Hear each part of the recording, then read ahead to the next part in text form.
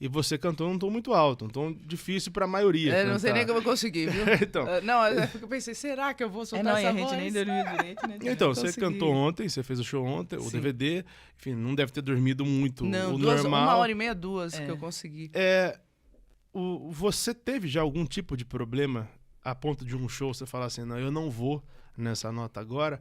E é uma preocupação que você tem? Porque, assim, pra quem cantou ontem, tem uma chance de não estar bem hoje. Sim, né? muita Mas chance. você foi. Deus ajuda, né? As pessoas, ajudou aqui Foi confiança. nesse momento. Eu precisava cantar pra Val, pra você. E a Dininha também, essa música a gente gosta muito também, né? Das meninas que gravaram tão lindamente. Já aconteceu uma época, Pionte, da Edna e eu não estarmos cantando tão ativamente, tão sempre, vamos dizer assim. E eu fui meio que... Eu estive com a Silvia Pim, com a Silvinha, e ela falou... Eu fui meio que tirando a voz do lugar certo de cantar.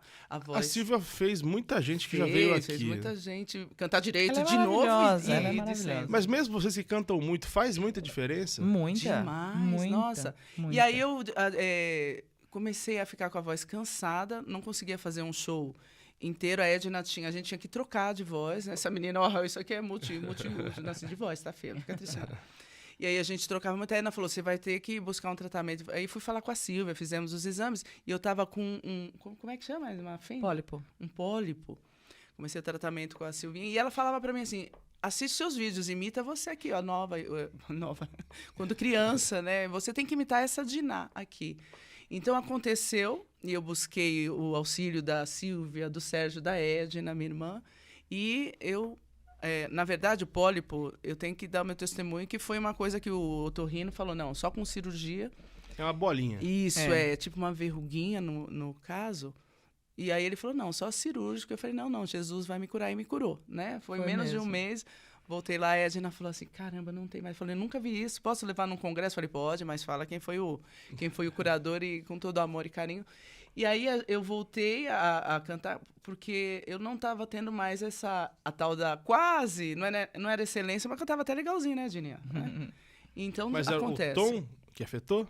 Afetou porque eu não, a voz rachava, né? Eu tinha cansaço vocal.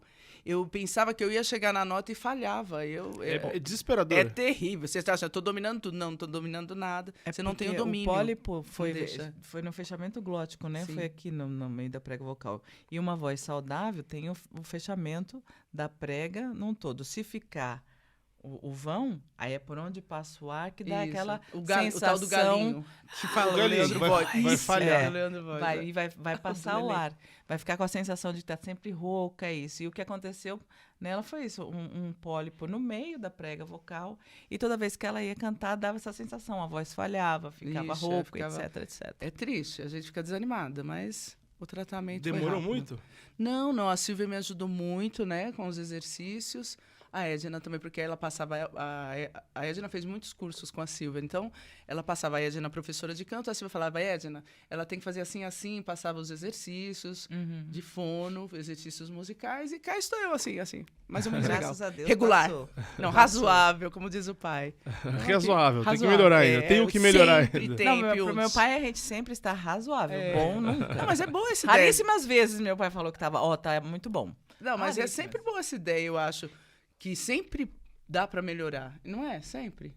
Não, você tá fora. Você não vai falar. O Galinho, que ficou muito engraçado na internet, Sim. Tem um vídeo que eu acho que ninguém pegou ainda. O Zé Rico foi no Amigos e Amigos, que foi aquele programa depois que teve o Amigos.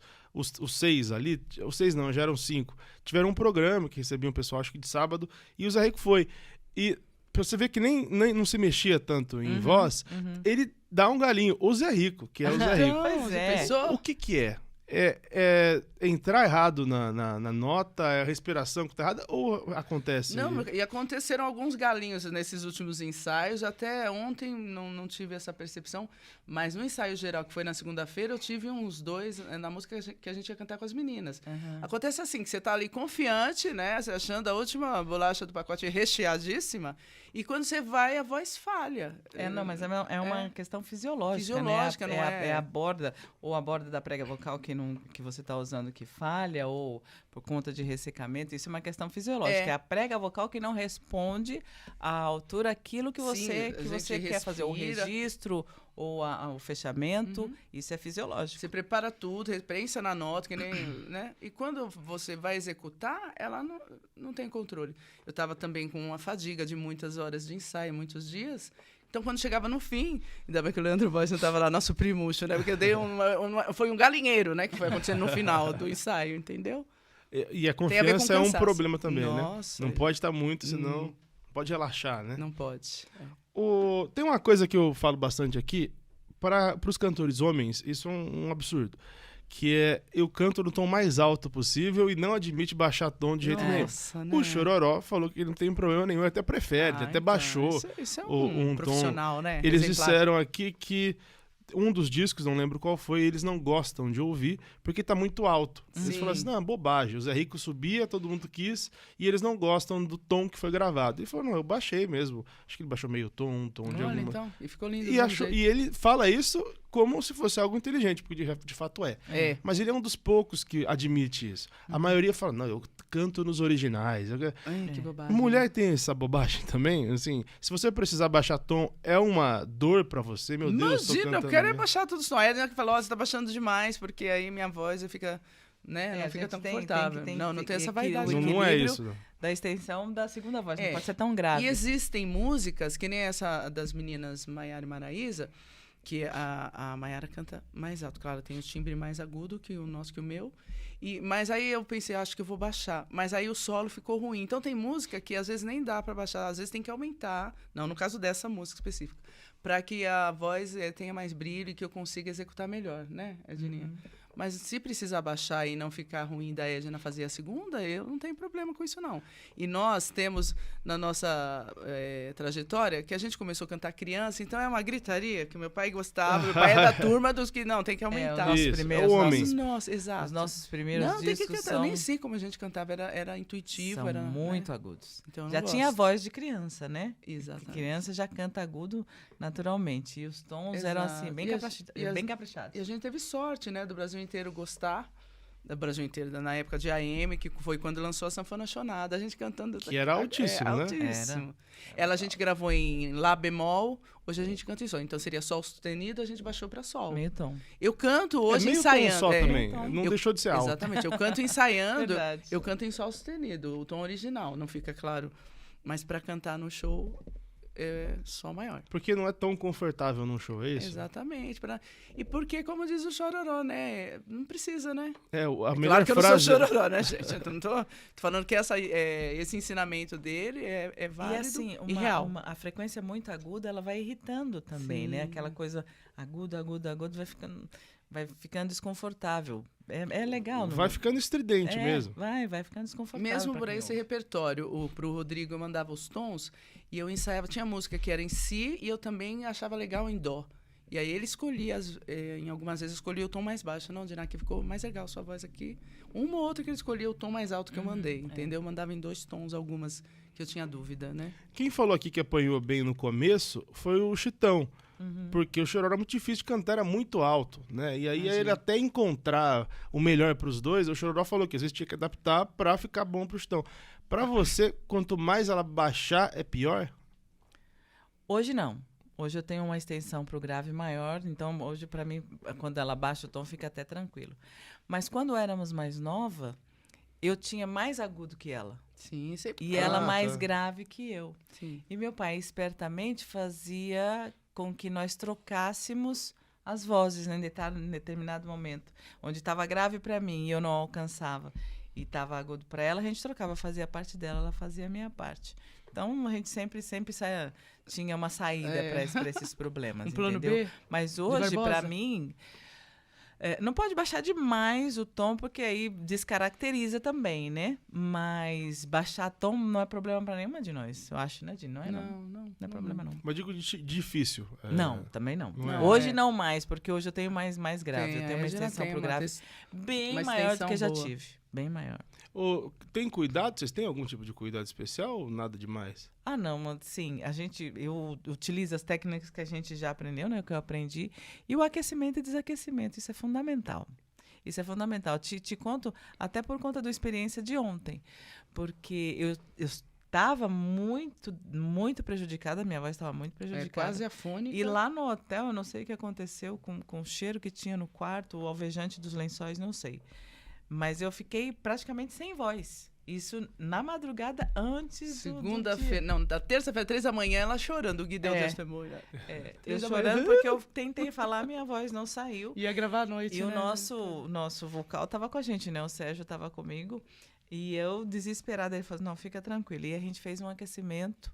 Foi e mesmo. assim, a voz veio pro lugar que precisava. Mais alto Então, assim, quando você tem... Quando você fala isso é o quê? Vem pro lugar que... Ela saiu do lugar, o que é? É você trazer ela para o registro certo, para a região certa. Porque você falar, por exemplo, aqui, o tempo todo aqui...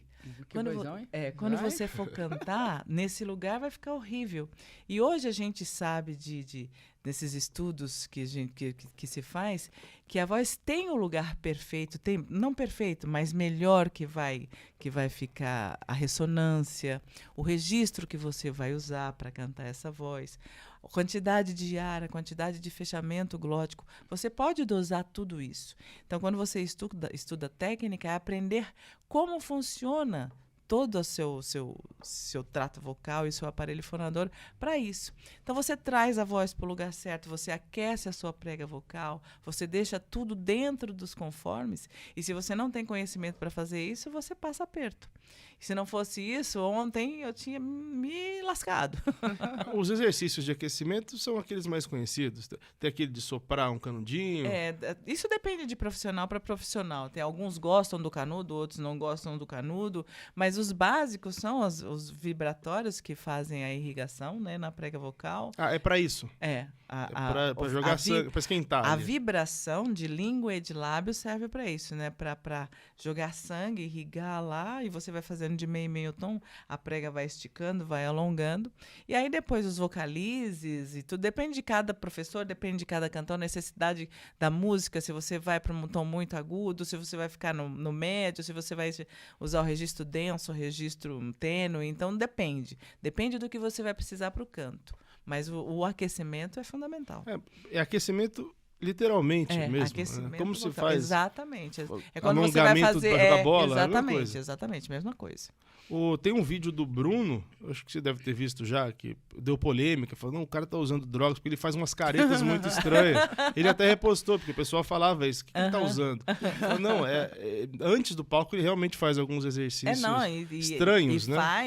Faz toda a diferença você fazer gestuais, isso aí, zigomático, levantar, porque assim, quando a gente fala de ressonância, que a gente traz a voz pro seio da face, quando você ergue o zigomático, você ativa essa questão de trazer a voz para frente, de elevar a ressonância, fica mais fácil de cantar, você põe os agudos no lugar certo. Tudo é uma questão de conhecimento, de saber para que serve cada movimento do seu rosto, da sua laringe, da sua boca, da sua língua. Tudo está conectado, uma coisa está conectada com a outra. E você tem que relaxar, você tem que tensionar. Então você tem que aprender, você tem que ter conhecimento sobre isso. Aí, para desaquecer, são outros exercícios?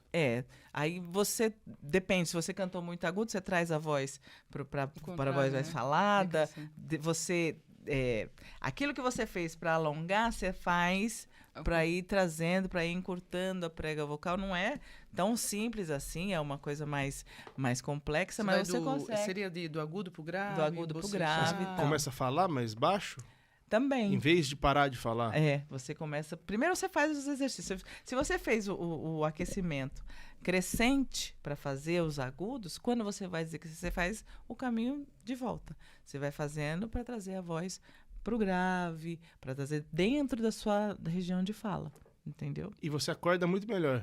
Nossa senhora, muito. Dá para perceber a diferença. Nossa, muito. É manutenção isso, né, Pionte? É manutenção. É a mesma coisa que você levar o carro no mecânico, dar aquela geralzinha e tal. É manutenção. Você manter o seu equipamento funcionando bem. Por exemplo, um violeiro não deixa de trocar as cordas da viola pelo menos de mês em mês. Tem violeiro que troca toda semana.